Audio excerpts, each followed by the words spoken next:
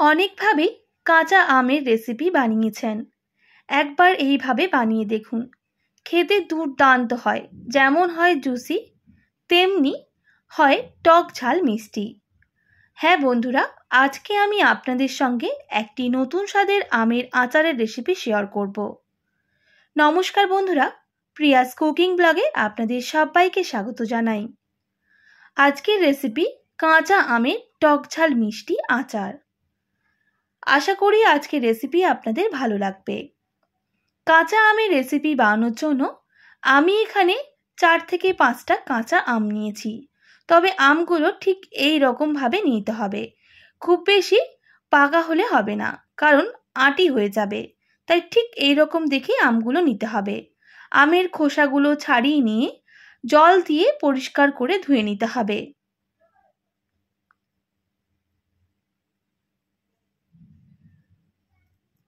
পরিষ্কার করে আমি 3 থেকে 4 বার জল পাল্টে ধুয়ে নিয়েছি।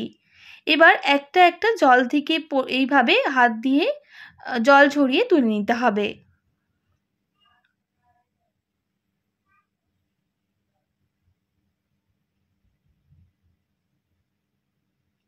যাতে আমটা না ভিজে থাকে সেক্ষেত্রে ঠিক এইভাবে একটা টিস্যু পেপার ব্যবহার করে নেব। আর আমগুলো খুব ভালো করে মুছে নিতে হবে।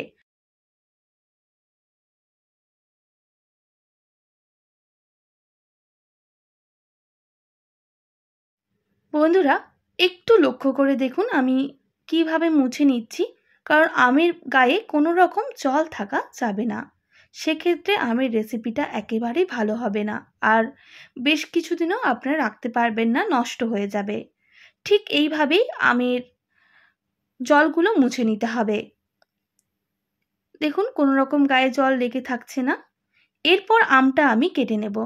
আমি আম কাটার জন্য বঁটিটাই ব্যবহার করছি। আপনারা চাইলে ছুরি দিয়েও কেটে নিতে পারেন। প্রথমে দুভাগ করে নেব, আর আমের যে ভিতরে বীজটা ছিল সেটা কিন্তু তুলে নিলাম। দেখেই বুঝতে পারছেন আমটা কিন্তু অনেকটাই নরম।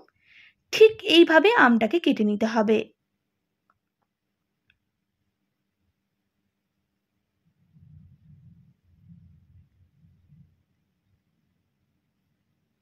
দেখুন বন্ধুরা, একটা আম কেটে নিয়েছি।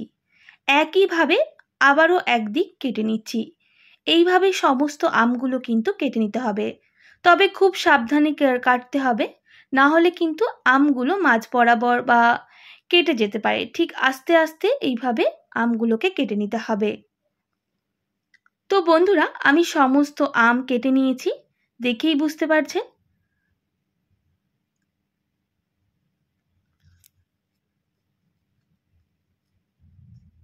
এবার আমি আমের মধ্যে লবণ মাখিয়ে নেব। আমি এখানে প্রায় 2 টেবিল চামচের মতো লবণ নিয়েছি। লবণটা খুব ভালো করে মেখে নিতে হবে। আপনারা আপনাদের আমের স্বাদ বুঝে দিয়ে দেবেন। যদি অনেক বেশি টক হয় সেক্ষেত্রে আরও বেশ কিছুটা লবণ দিয়ে দেবেন, তাহলে আমের যে এক্সট্রা জলটা সেটা বের হয়ে যাবে। খুব ভালো করে আমের সাথে লবণটা মেখে নিতে হবে।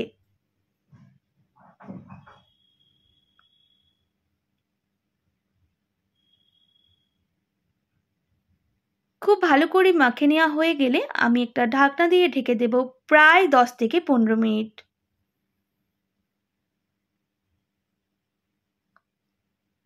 15 মিনিট পর ঢাকনাটা সরিয়ে নেব। দেখুন আমগুলো কতটা নরম হয়ে গেছে, আর দেখুন আম থেকে কতটা জল বের হয়েছে।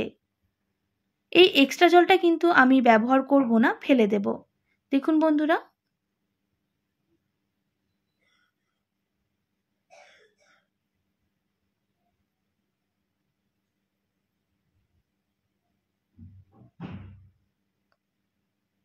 এরপর এটা সাইডে রেখে দেব। আর এদিকে গোটা মশলা ভেজে নিতে হবে। নিয়েছি গোটা জিরা, সামান্য মৌরি, সামান্য 5 ফোড়ন, আর ঝালের জন্য 2টো শুকনো লঙ্কা। আপনারা ঝালটা অবশ্যই কম বেশি করে নেবেন। যদি বেশি ঝাল খেতে পছন্দ হয় সেক্ষেত্রে লঙ্কার ভাগটা বাড়িয়ে দিতে পারেন। প্রথমে শুকনো কটখলায় লঙ্কাটা বেশ কিছুক্ষণ ভেজে নিতে হবে। বেশ কিছুক্ষণ ভাজা হয়ে গেলে আমি গোটা মশলাগুলো দিয়ে দেব। বন্ধুরা, আমি এখানে 2টো তেজপাতার ব্যবহার করেছিলাম সেটা আপনাদের আর ভিডিওতে দেখানো হয়নি। আপনারা অবশ্যই তেজপাতাটা স্কিপ করতে চাইলে করতে পারেন বা দিতে পারেন। তেজপাতা দিলে টেস্টটা ডাবল হয়। বন্ধুরা, গোটা মশলাগুলো ভেজে নিয়েছি। ভেজে নিয়ে ঠান্ডা করে নেব।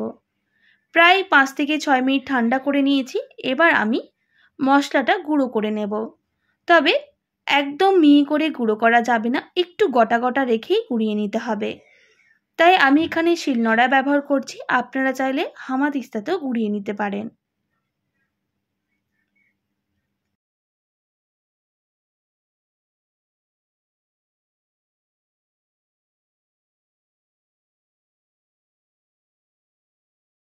তো বন্ধুরা, খুব ভালো করে গুঁড়ো করে নিয়েছি। আমি এবার একটা পাত্রের মধ্যে তুলে নেব।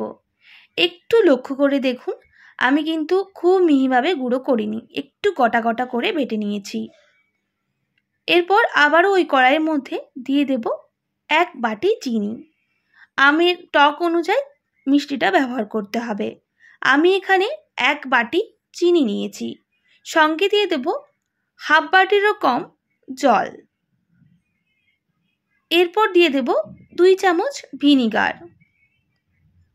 সেক্ষেত্রে আমগুলো গলে যাবে না আর ভালো করে সিদ্ধ হয়ে যাবে। এবার গ্যাসের ফ্লেমটা আমি অন করে দেব আর ভালো করে চিনিটা আমি মিশিয়ে নেব ওই ভিনিগার আর জলের সাথে। এবার আমি ফুটতে দেব প্রায় 1 থেকে 1.5 মিনিট।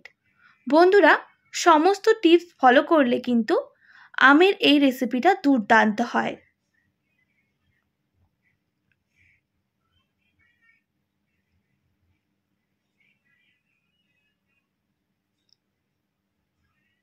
এইভাবে বেশ কিছুক্ষণ ফুটিয়ে নেওয়ার পর দিয়ে দেবো সামান্য পরিমাপ কাশ্মীরি লঙ্কার গুঁড়ো। কালারের জন্য ব্যবহার করছি, যাতে কালারটা খুব সুন্দর আসে। কাশ্মীরি লঙ্কাটা বেশ কিছুক্ষণ এইভাবেই কিন্তু আমি ফুটিয়ে নেব।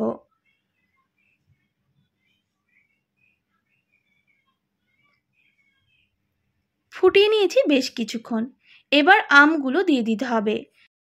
যেহেতু অনেকটাই বড় সাইজে আমগুলো কেটে নিয়েছিলাম, তাই আমগুলো সুসেদ্ধরও ব্যাপার রয়েছে, তাই আগে থেকেই আমগুলোকে দিয়ে দিতে হবে।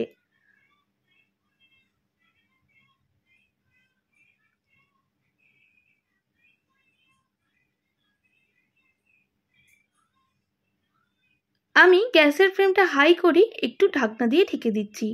ওই ধরুন 1 মিনিট মতো, বেশিক্ষণ ঢাকার প্রয়োজন নেই। 1 মিনিট পর ঢাকনাটা সরিয়ে নেব। আবারও উল্টে পাল্টে খুব ভালোভাবে সুসেদ্ধ করে নিতে হবে।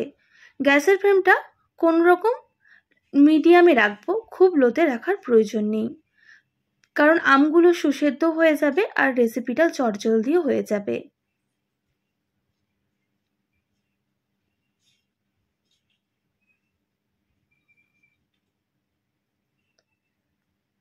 দেখুন বন্ধুরা, আমের কালারটা কতটা সুন্দর হয়ে গেছে। আমি কিন্তু প্রায় বেশ কিছুক্ষণ আগে গ্যাসের ফ্লেমটা হাই করে দিয়েছিলাম, কারণ আর মিডিয়াম করার প্রয়োজন নেই। এইভাবে হাই করেই বেশ কিছুক্ষণ রান্না করে নেব। আমগুলো কিন্তু অনেকটাই সুসেদ্ধ হয়ে এসেছে।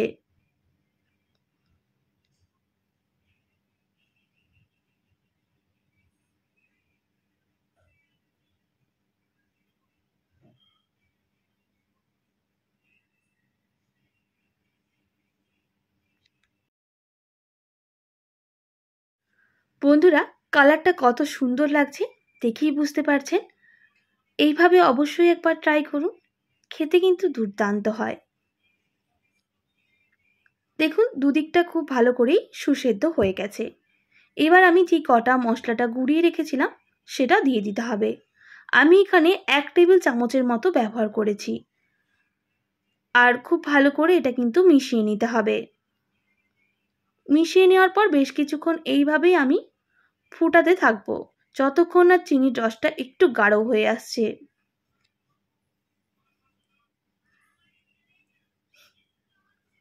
বন্ধুরা, একদম রেডি হয়ে গেছে আর ভালোভাবে আমগুলো সুসেদ্ধ হয়ে গেছে, দেখেই বুঝতে পারছেন। আর চিনির রসটা কিন্তু অনেকটাই কমে গেছে। ঠিক এই রকমভাবেই চিনির রসটা বানিয়ে নিতে হবে। এবার আমি গ্যাসের ফ্লেমটা অফ করে প্রায় 1 মিনিট মতো এইভাবেই ঢেকে দেব। 1 মিনিট পর ঢাকনাটা সরিয়ে নেব। দেখুন কতটা দেখতে সুন্দর হয়েছে এই আমের রেসিপি। এবার আমি একটা পাত্রের মধ্যে তুলে নিচ্ছি। আর চিনির রসটা কিন্তু একদম পারফেক্টভাবে রেডিও হয়ে গেছে। এইভাবে চিনির রসের দিয়ে আম বানালে আম নষ্ট হয়ে যায় না, অনেক দিন পর্যন্তই কিন্তু থেকে যায়।